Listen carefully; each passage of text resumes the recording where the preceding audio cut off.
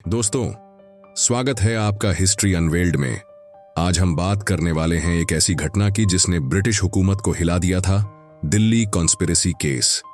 ये कहानी है उन वीर क्रांतिकारियों की जिन्होंने भारत की आजादी के लिए अपने प्राणों की आहुति दे दी, खासकर रास बिहारी बोस की, जिन्होंने इस साजिश को रचा।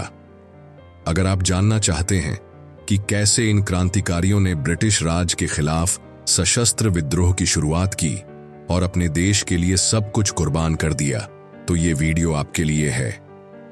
1912 में भारत ब्रिटिश हुकूमत की गुलामी में जकड़ा हुआ था।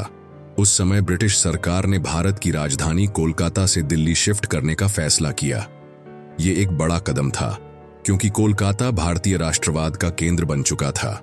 23 दिसंबर 1912 को वायसराय लॉर्ड हार्डिंग दिल्ली में एक भव्य जुलूस के साथ प्रवेश कर रहे थे, लेकिन उन्हें नहीं पता था कि कुछ क्रांतिकारी उनकी जान लेने की साजिश रच चुके थे। इस साजिश को रास बिहारी बोस ने रचा था, जो बंगाल और पंजाब के क्रांतिकारियों के साथ मिलकर काम कर रहे थे। उनका मकसद था ब्रिटिश हुकूमत को एक सख्त संदेश देना कि भारतीय अब गुलामी बर्दाश्त नहीं करेंगे। रास बिहारी बोस का जन्म 25 मई 1886 को पश्चिम बंगाल के बर्धमान जिले में हुआ था। उनके पिता विनोद बिहारी बोस एक साधारण परिवार से थे। रास बिहारी ने अपनी पढ़ाई चंदन नगर और दुर्गापुर में पूरी की। शुरू से ही वो देशभक्ति से भरे हुए थे। 1905 में बंगाल विभाजन के बाद स्वदेशी आंदोलन में वो सक्रिय हो गए।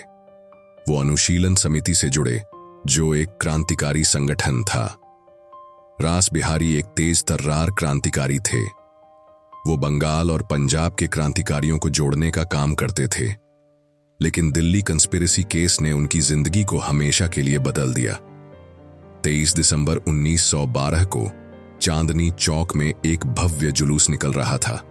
वायसराय लॉर्ड हार्डिंग और उनकी पत्नी लेडी हार्डिंग एक हाथी पर सवार थे। जैसे ही जुलूस चांदनी चौक से गुजर रहा था, एक जोरदार धमाका हुआ। एक घरेलू बम वायसराय की हौदा पर फेंका गया। ये बम बसंत कुमार बिस्वास ने फेंका था, जो रास बिहारी बोस के साथी थे। लॉर्ड हार्डिंग तो बच गए, लेकिन उनकी पीठ, टांगों और सिर पर चोटें आईं। उनके पीछे छाता पकड़े हुए एक भारतीय नौकर की मौत हो गई। लेडी हार्डिंग को कोई चोट नहीं आई। इस हमले ने ब्रिटिश हुकूमत को सकते में डाल दिया।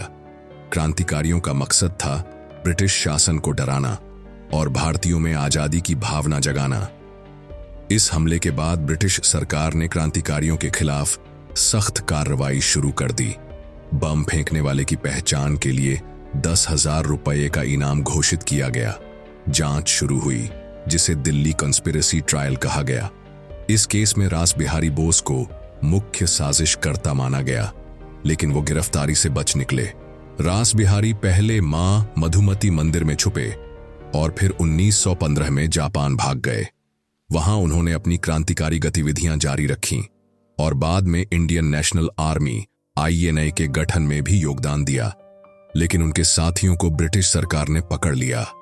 बसंत कुमार बिस्वास, मास्टर अमीर चंद, भाई बाल मुकुंद और अवध बिहारी को गिरफ्तार किया गया।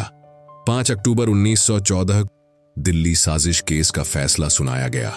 लाला हनुमंत सहाय को अंडमान में आजीवन कारावास की सजा दी गई, लेकिन बसंत कुमार बिस्वास, अमीर चंद, भाई बाल मुकुंद और अवध बिहारी को मौत की सजा सुनाई गई। 11 मई 1915 को कुमार बिस्वास को अंबाला सेंट्रल जेल में फांसी दे दी गई। उस समय उनकी उम्र सिर्फ 20 साल थी और वो 20वीं सदी में फांसी पाने वाले सबसे कम उम्र के क्रांतिकारियों में से एक थे। बाकी तीनों को भी 1915 में अंबाला जेल में फांसी दी गई। इन क्रांतिकारियों ने अपनी जान की परवाह न करते हुए देश के लिए सब कुछ कुर्बान कर दिया। रास बिहारी बोस भले ही गिरफ्तारी से बच गए, लेकिन उनकी जिंदगी आसान नहीं थी।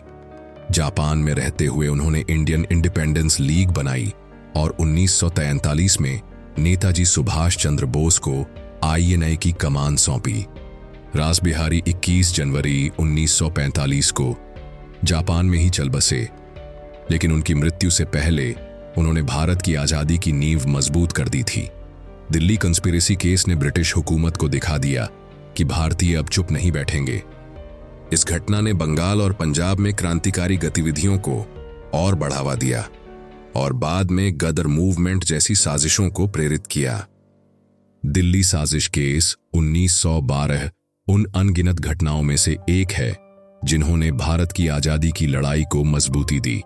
रास बिहारी बोस, बसंत कुमार बिस्वास और उनके साथियों ने अपने परिवार, अपने सुख और अपनी जान तक देश के लिए कुर्बान कर दी। उनकी कुर्बानी हमें सिखाती है कि आजादी की कीमत क्या होती है। आज जब हम आजाद भारत में सांस ले रहे हैं, हमें इन वीरों को याद करना चाहिए जिन्होंने हमारे लिए इतना बड़ा बलिदान दिया। तो दोस्तों, ये थी दिल्ली कॉन्स्पिरेसी केस 1912 की कहानी।